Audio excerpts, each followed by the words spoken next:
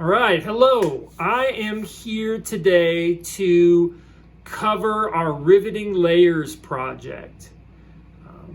This project, your challenge is to make an original piece of jewelry from copper, brass, and or nickel sheet that uses 2 or more layers of metal that are connected using wire rivets.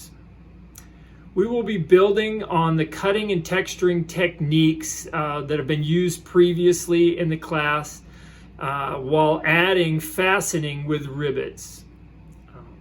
Layered jewelry allows you more dimension, changes of color and texture. So taking different types and shapes and textures of metal and putting them together can be a big advantage when creating jewelry. You're able to get stuff that just doesn't feel like a flat piece of metal, but feels like it has some dimension. Lots of layered jewelry is created with soldering. Since we don't have soldering available to us in our online class, we'll be concentrating in this course on cold connections. As the name implies, cold connections do not use heat. They rely on mechanical connections. Rivets and tabs are examples of ways to connect 2 or more pieces of metal together, or other materials for that matter, without heat. For this project, we're going to really focus on learning to make connections with wire rivets. Wire rivets are very simple technique where you have your layers, you drill a hole through all of your layers, you fit a piece of wire that fits tightly in that hole, and then you flare out the metal on either side, flare out the wire on either side of the metal to make a connection that holds the pieces together. These rivets can also be very interesting design elements, so they can be part of your design and be a visual aspect that can be interesting visually. Okay, so this project is going to be the first project in this class where you get to decide what type of jewelry you're going to make. So we're going to have everyone do some research and come up with a layered jewelry design related to a personal interest. And again, like I said, you get to decide, is this piece going to be a ring? Is it going to be a bracelet? Is it going to be a pendant? Is it going to be a brooch? Is it going to be an earring? You get to decide what your piece is.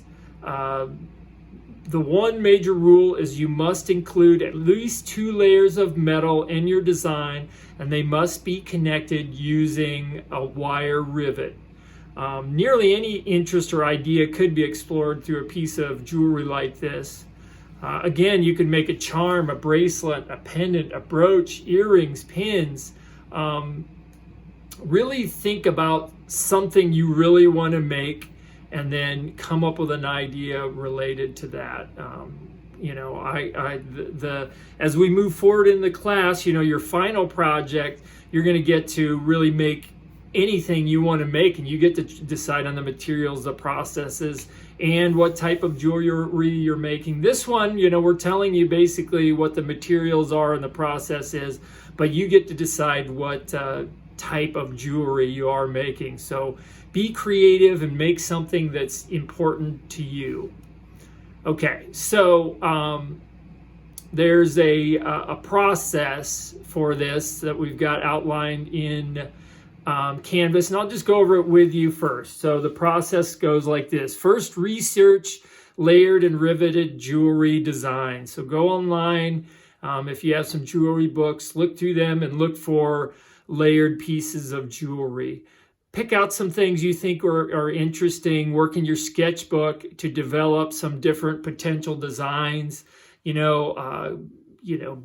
creative. Maybe these designs relate to, they can relate to anything in your life. So come up with some designs in your sketchbook and try and find as many different approaches as you can, and then move forward on the one that excites you or interests you the most. We're also going to have you guys watch some videos. Obviously you're watching this instructor video, but I've included 3 other videos that go through the process of riveting. Make sure and watch those before you get too far into your process, so you really know what you need to consider as you're designing your piece.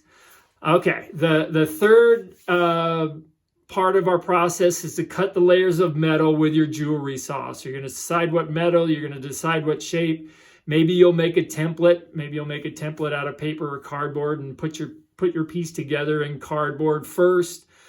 Take that template, cut your metal. Once you have your metal cut and you've got it, filed and sanded and looking the way you want, put your layers together and mark and drill the holes for the wire rivets. When you're drilling the holes for your piece, you have to make sure that the hole is about exactly the same size as the wire. You don't want a lot of slop in there. Otherwise, you're going to really have a hard time getting your rivet to hold your piece. So you must have a tight fit. We're going to use a center punch to punch your layers. And then I suggest drilling both layers at the same time so they are lined up. You can use 2-sided tape to hold the layers together. You can also use your hands, or I guess it's hard with our hand drill, but you want to drill both holes so they line up the way you want.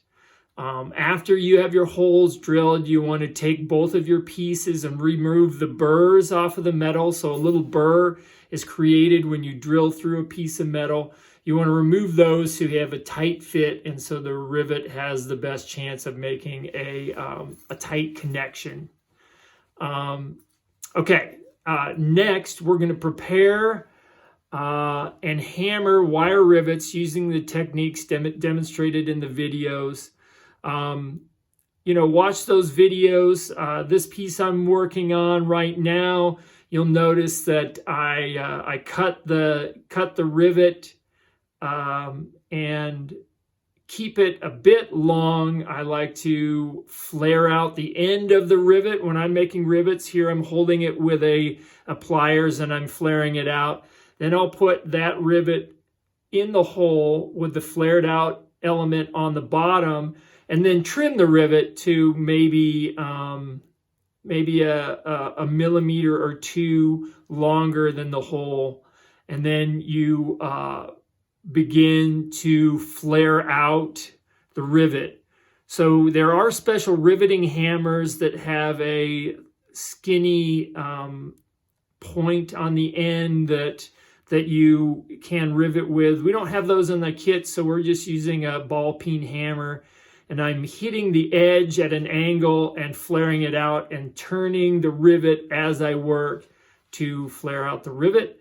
Once I am feeling pretty good about the one side, once I go around and flare it out a bit, I flip it over, flare out the other side using the same process, and then go back to the other side, working back and forth until the rivet is flared out and tight. And at the end, I use the flat portion of my hammer to tightly fit the rivet by hitting it straight on the anvil.